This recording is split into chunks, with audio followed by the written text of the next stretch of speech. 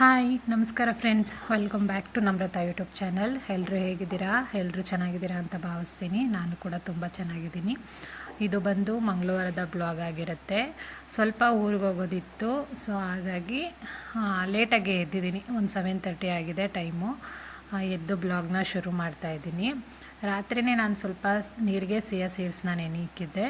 So ಈಗ ಅದನ್ನು ಕುಡಿತಾಯಿದ್ದೀನಿ. ಕುಡಿದ್ಬಿಟ್ಟು ನಂತರ ನಾನು ಟಿಫನ್ ಎಲ್ಲ ರೆಡಿ ಮಾಡ್ಕೊಬೇಕು ಬೇಗ ಬೇಗ. ಸ್ವಲ್ಪ ಊರಲ್ಲಿ ರೇಷನ್ ಕಾರ್ಡ್ಗೆ ಸ್ವಲ್ಪ ತಂದು ಸೊ ಹಾಗಾಗಿ ಬೇಗ ಬೇಗ ರೆಡಿ ಮಾಡ್ಕೊಳ್ಳೋಣ ಅಂಥೇಳಿ ಮಾಡ್ಕೊತಾ ಇದ್ದೀನಿ. ನಾನು ಸಿಂಪಲಾಗಿ ಇವತ್ತು ಫ್ರೈಡ್ ರೈಸ್ನ ಮಾಡ್ಕೊತಾ ಇದ್ದೀನಿ. ಏನು ತರಕಾರಿ ಇರುತ್ತೋ ಮನೇಲಿ ಅದನ್ನೇ ಯೂಸ್ ಮಾಡಿಕೊಂಡು ಫ್ರೈಡ್ ರೈಸ್ನ ಮಾಡ್ಕೊಳ್ತಾ ಇದ್ದೀನಿ. ನಾನು ಡೈರೆಕ್ಟಾಗೆ ವಾಯ್ಸ್ ಕೊಟ್ಟಿದ್ದೆ, ಅದೇನೋ ಗೊತ್ತಿಲ್ಲ, ವಾಯ್ಸು ರೆಕಾರ್ಡ್ ಆಗಿಲ್ಲ. ಹಾಗಾಗಿ ನಾನು ಮತ್ತೆ ವಾಯ್ಸ್ ಓವರ್ನ ಕೊಡ್ತಾಯಿದ್ದೀನಿ. ಸಿಂಪಲಾಗೆ ಮಾಡ್ಕೋಬೋದು, ಕ್ವಿಕ್ಕಾಗಿ. ಸೊ ಒಂದು ಸರಿ ನೀವು ಕೂಡ ಟ್ರೈ ಮಾಡಿ ಈ ರೆಸಿಪಿನ.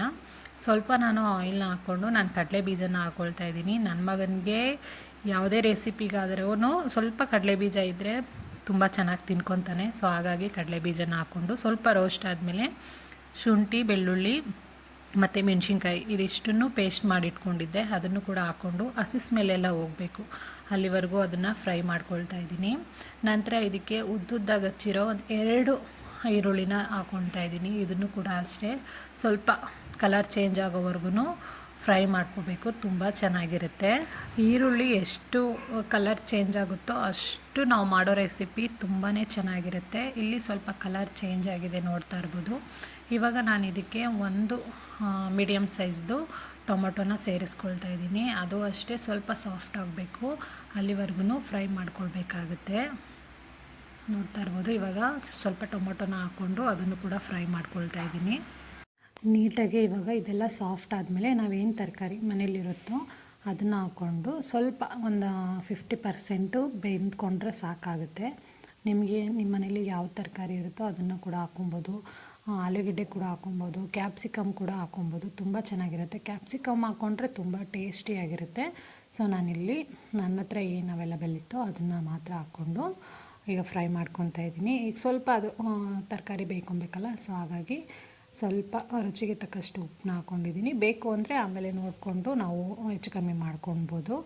ಇವಾಗ ಹಾಕ್ಕೊಂಡು ಒಂದು 50% ಬೇಯ್ಕೊಬೇಕು ತರಕಾರಿ, ಅಲ್ಲಿವರೆಗೂ ಫ್ರೈ ಮಾಡ್ಕೊಳ್ಳೋಣ. ಒಂದು 50% ಬೆಂದ್ಕೊಂಡ್ರೆ ನಮಗೆ ತಿನ್ನುವಾಗ ಕ್ರಂಚಿ ಹಂಗೆ ಸಿಗುತ್ತೆ. ಫುಲ್ ಬೆಂದ್ಕೊಂಡ್ಬಿಟ್ರೆ ಚೆನ್ನಾಗಿರಲ್ಲ, ಸಾಫ್ಟ್ ಆಗಿಬಿಟ್ರೆ. ಕ್ರಂಚಿ ಹಂಗಿದ್ರೆ ಚೆನ್ನಾಗಿರುತ್ತೆ. ಸೊ ಇವಾಗ ಇದಕ್ಕೆ ನಾನು ಖಾರಕ್ಕೆ ಸ್ವಲ್ಪ ಚಿಲ್ಲಿ ಪೌಡ್ರನ್ನು ಹಾಕ್ಕೊತಾ ಇದ್ದೀನಿ. ಮೆಣಸಿನ್ಕಾಯಿ ಜಜ್ಜಿ ಹಾಕ್ಕೊಂಡಿರ್ತೀನಿ, ನೋಡಿಕೊಂಡು ಚಿಲ್ಲಿ ಪೌಡ್ರನ್ನ ಹೆಚ್ಚು ಕಮ್ಮಿ ಮಾಡ್ಕೊಬೋದು. 1.5 ಟೇಬಲ್ ಸ್ಪೂನಷ್ಟು ಧನಿಯಾ ಪೌಡರ್ನ ಹಾಕ್ಕೊತಾ ಇದ್ದೀನಿ. ಹಾಗೆ 1 ಟೇಬಲ್ ಸ್ಪೂನಷ್ಟು ಗರಂ ಮಸಾಲಾನ ಹಾಕ್ಕೊತಾ ಇದ್ದೀನಿ. ನಾನಿಲ್ಲಿ ಯಾವುದೇ ರೀತಿ ಸಾಸ್ನ ಬಳಸ್ಕೊತಾ ಇಲ್ಲ, ವಿನೆಗರ್ ಆಗಲಿ ಇದನ್ನಾಗಲಿ ಬಳಸ್ಕೊತಾ ಇಲ್ಲ. ಜಸ್ಟ್ ಮಸಾಲೆ ಪೌಡ್ರಿಂದನೇ ನಾನಿಲ್ಲಿ ಫ್ರೈಡ್ ರೈಸ್ನ ಮಾಡ್ಕೊತಾ ಇದ್ದೀನಿ. ಇವಾಗ ಅದೆಲ್ಲ ಸ್ವಲ್ಪ ಆಯಿಲ್ ಬಿಟ್ಕೊಳ್ಳೋವರೆಗೂ ಫ್ರೈ ಮಾಡಿಕೊಂಡು ಈಗ ನಾವೇನು ಅನ್ನ ರೆಡಿ ಮಾಡಿ ಇಟ್ಕೊಂಡಿದ್ವಿ ಅದನ್ನು ಹಾಕ್ಕೊಂಡು ಮಿಕ್ಸ್ ಮಾಡಿಕೊಂಡ್ರೆ, ಸ್ವಲ್ಪ ಲಾಸ್ಟಲ್ಲಿ ಕೊತ್ತಂಬರಿ ಸೊಪ್ಪು ಹಾಕ್ಕೊಂಡು ಮಿಕ್ಸ್ ಮಾಡ್ಕೊಂಡ್ಬಿಟ್ರೆ ನಮಗೆ ಫ್ರೈಡ್ ರೈಸ್ ಅನ್ನೋದು ತುಂಬಾ ಚೆನ್ನಾಗಿರುತ್ತೆ. ಲಂಚ್ ಬಾಕ್ಸ್ ಆಗಿರ್ಬೋದು, ಕ್ವಿಕ್ಕಾಗಿ ಬೆಳಗ್ಗೆ ಎದ್ದು ರಿಸ್ಕ್ ತೊಗೊಳಕ್ಕಾಗಲ್ಲ ಅನ್ನೋರು ಈ ರೆಸಿಪಿನ ಒಂದ್ಸಲಿ ಟ್ರೈ ಮಾಡ್ಬೋದು, ತುಂಬಾ ಚೆನ್ನಾಗಿರುತ್ತೆ. ನೀವು ಕೂಡ ಒಂದ್ಸಲಿ ಟ್ರೈ ಮಾಡಿ, ಹೇಗೆ ಬಂತು ಅಂತ ನನಗೆ ಕಮೆಂಟಲ್ಲಿ ಕಮೆಂಟ್ನ ಮಾಡಿ.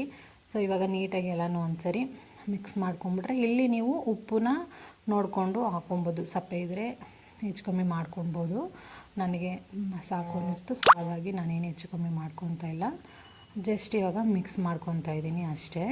ನಮ್ಮ ಮನೇಲಿ ಈ ಥರ ಮಾಡಿಕೊಂಡ್ರೆ ತುಂಬಾ ಚೆನ್ನಾಗಿ ಇಷ್ಟಪಡ್ತಾರೆ. ನನ್ನ ಮಗನಿಗೆ ತುಂಬಾ ಇಷ್ಟ ಆಗುತ್ತೆ ಈ ರೀತಿ ಸಿಂಪಲಾಗಿ ಮಾಡಿಕೊಟ್ರೆ. ಸೊ ಹಾಗಾಗಿ ನೀವು ಕೂಡ ಒಂದ್ಸಲಿ ಮನೇಲಿ ಟ್ರೈನ ಮಾಡಿ.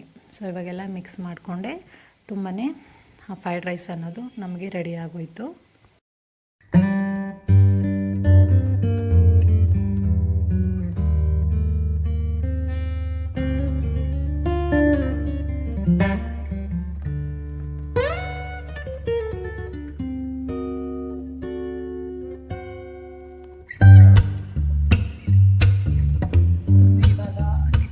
ರೆಡಿ ಆಯಿತು, ಫ್ರೈಡ್ ರೈಸ್ ಮಾಡಿಕೊಂಡೆ, ಸಿಂಪಲ್ ಆಗಿತ್ತು. ಸೊ ನೋಡಿದ್ರಲ್ಲ, ನಾನು ಯಾವುದೇ ರೀತಿ ವಿನೆಗರ್ ಆಗಲಿ ಸಾಸ್ ಆಗಲಿ ನಾನು ಬಳಸ್ಕೊಂಡಿಲ್ಲ. ಸಿಂಪಲ್ಲಾಗಿ ಕ್ವಿಕ್ಕಾಗಿ ಬೇಗನೆ ಮಾಡ್ಕೊಬಿಡ್ಬೋದು. ಮಕ್ಳಿಗೂ ಕೂಡ ತುಂಬಾ ಇಷ್ಟ ಆಗುತ್ತೆ. ಸೊ ನೀವು ಕೂಡ ಒಂದ್ಸಲಿ ಟ್ರೈ ಮಾಡಿ, ಹೇಗೆ ಬಂತು ಅಂತ ನನಗೆ ಕಮೆಂಟಲ್ಲಿ ಕಮೆಂಟ್ನ ಮಾಡಿ. ಇವಾಗ ಎಲ್ಲ ಆಯಿತು. ಇವಾಗ ಮನೆಯೆಲ್ಲ ಕ್ಲೀನ್ ಮಾಡಿಬಿಟ್ಟು ನಾನು ಕೂಡ ಫ್ರೆಶ್ ಅಪ್ ಆಗಿ ರೆಡಿಯಾಗಿ ಹೊರಡಬೇಕು. ಸೊ ಎಲ್ಲ ಕ್ಲೀನ್ ಮಾಡಿ ಫ್ರೆಶ್ ಅಪ್ ಆಗಿ ಸಿಗ್ತೀನಿ. ಸೊ ಇವಾಗ ರೆಡಿ ಆಯಿತು ನಮಗೂ ಕೂಡ. ಸೊ ಟಿಫನ್ ಮುಗಿಸ್ಕೊಂಡು ಇವಾಗ ಹೊರಡೋದಷ್ಟೇ. ಸೊ ಟಿಫನ್ನ ತಿಳ್ಕೊಬೇಡ.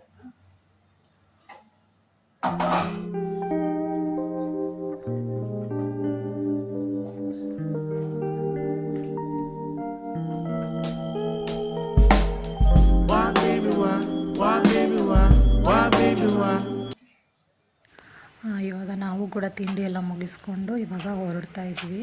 ಸೊ ನಾನು ನನ್ನ ಮಗ ನನ್ನ ಹಸ್ಬೆಂಡ್ ಇಷ್ಟು ಹೊರಡ್ತಾ ಇದ್ವಿ.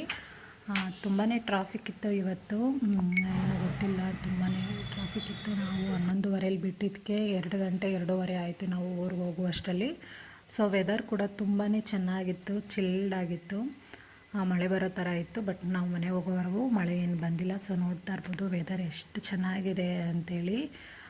ತುಂಬ ತಂಪಾಗೇ ಇತ್ತು, ಬಿಸಿಲೇನಿರಲಿಲ್ಲ, ಮಳೆ ಬರೋ ಥರ ಇತ್ತು. ಸೊ ಹಾಗಾಗಿ ನಾವು ಕೂಡ ಮನೆಗೆ ಹೊರಟ್ವಿ. ಸೊ ಇವಾಗ ಊರಿಂದ ಬಂದ್ವಿ, ಮನೆಗೆ ಬಂದ್ವಿ. ಸೊ ನಮ್ಮ ಅತ್ತೆ ಚಿಕನ್ ಸಾಂಬಾರು ಮಾಡಿದ್ದಾರೆ. ಸೊ ನಾವು ಕಬಾಬ್ ಮಾಡೋಣ ಅಂದ್ಬಿಟ್ಟು ಮಾಡಿದ್ವಿ. ರೆಸಿಪಿ ಕಬಾಬ್ ಪೌಡ್ರು, ಶುಂಠಿ, ಬೆಳ್ಳುಳ್ಳಿ, ಸೊಪ್ಪು, ಮೆಣಸಿನ್ಕಾಯಿ ಪೇಸ್ಟ್ ಮಾಡಿ ಹಾಕೋಬೇಕು, 1-2 ಮೊಟ್ಟೆ ಇದಿಷ್ಟು ಹಾಕಿ ಮಿಕ್ಸ್ ಮಾಡಿಕೊಂಡು ಚಿಕನ್ ಹಾಕಿ ಮ್ಯಾರಿನೇಟ್ ಮಾಡಿ 1 ನಿಮಿಷ ಕಬಾಬ್ ರೆಡಿಯಾಗಿ ಹೋಗುತ್ತೆ. ಇವ್ರು ಮಾಡೋದು ಕಬಾಬ್ ಸಾಕು. ಸ್ವಲ್ಪ ಉಪ್ಪು ರುಚಿಗೆ ತಕ್ಕಷ್ಟು ಸಾಕಮ್ಮ.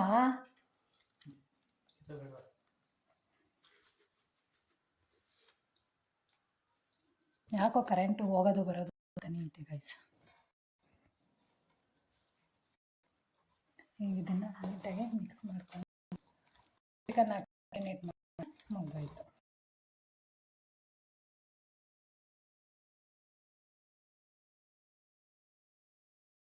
ಇದಿಷ್ಟು ಮುಗಿಸ್ಕೊಂಡಾದ್ಮೇಲೆ ಕಬಾಬು ಮತ್ತು ಸಾಂಬಾರು, ಮುದ್ದೆ, ರೈಸು ಇದಿಷ್ಟು ರೆಡಿ ಆಗಿತ್ತು. ನಾವು ಕೂಡ ಊಟ ಮುಗಿಸ್ಕೊಂಡು ಹೊರಡೋಣ ಅಂತೇಳ್ಬಿಟ್ಟು ಸ್ವಲ್ಪ ನುಗ್ಗೆ ಸೊಪ್ಪು ಕಿತ್ತಿಸ್ಕೊಳ್ಳೋಣ ಅಂತೇಳ್ಬಿಟ್ಟು ನುಗ್ಗೆ ಸೊಪ್ಪು ಕಿತ್ಕೊತಾ ಇದ್ವಿ. ತುಂಬ ದಿನ ಆಗೋಗಿತ್ತು ನುಗ್ಗೆ ಸೊಪ್ಪು ತಿಂದು. ಸೊ ಹಾಗಾಗಿ ಊರಿಗೆ ಬಂದಾಗ ಇದಂತೂ ಕಂಪಲ್ಸರಿ ಇದ್ದೇ ಇರುತ್ತೆ, ನುಗ್ಗೆ ಸೊಪ್ಪು ಕಿತ್ತಿಸ್ಕೊಂಡು ಬರೋದು. ನುಗ್ಗೆ ಸೊಪ್ಪೆಲ್ಲ ಕಿತ್ತಿಸ್ಕೊಂಡು ಹಾಗೆಯೇ ಅಲ್ಲೆಲ್ಲ ಕುರಿ ಇದ್ದು, ಅದನ್ನು ನನ್ನ ಮಕ್ಕಳು ನೋಡಿ ಯಾವ ಥರ ಮಾಡ್ತಾಯಿದ್ದಾರೆ ಅಂತ. ತಿನ್ಸು